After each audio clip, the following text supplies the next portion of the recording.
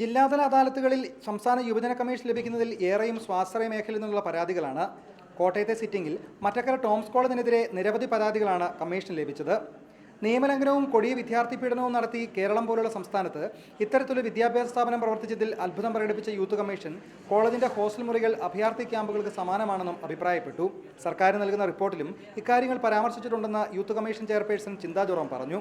മുഴുവൻ അദാലത്തുകളും തീർന്ന് ഈ അദാലത്തുകളിൽ നിന്നും വരുന്ന സ്വാശ്രയ മേഖലകളിലെ പരാതികളുടെ മുഴുവൻ അടിസ്ഥാനത്തിൽ ഈ മേഖലയെ മെച്ചപ്പെടുത്താൻ എന്തൊക്കെയാണ് ചെയ്യാൻ കഴിയുന്നത്, ഏതൊക്കെ മേഖലകളിലാണ് സർക്കാരിൻ്റെ ജാഗ്രത വേണ്ടത്, ഇതിനെ സംബന്ധിച്ച് പ്രധാനപ്പെട്ട വ്യക്തിത്വങ്ങൾ, ഈ മേഖലയിൽ പ്രവർത്തിക്കുന്ന വിദ്യാഭ്യാസ വിചക്ഷണന്മാരും അധ്യാപകരും രക്ഷിതാക്കളും വിദ്യാർത്ഥി പ്രതിനിധികളും അടങ്ങുന്ന ഒരു കമ്മിറ്റിയുടെ അഭിപ്രായം കൂടി തേടി കമ്മീഷൻ സർക്കാരിലേക്ക് ശുപാർശ നൽകി.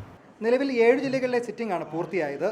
മാർച്ച് 31 ശേഷം ഒരു വിദഗ്ധ സമിതി രൂപീകരിച്ച് സ്വാശ്രയ മേഖലയിൽ നടപ്പിലാക്കേണ്ട പരിഷ്കരണ നടപടികളുടെ ശുപാർശകളും നിർദ്ദേശങ്ങളും തയ്യാറാക്കി സർക്കാരിന് സമർപ്പിക്കുമെന്നും യൂത്ത് കമ്മീഷൻ ചെയർപേഴ്സൺ ചിന്താ ജോറം പറഞ്ഞു. റിപ്പോർട്ടർ കോട്ടയം.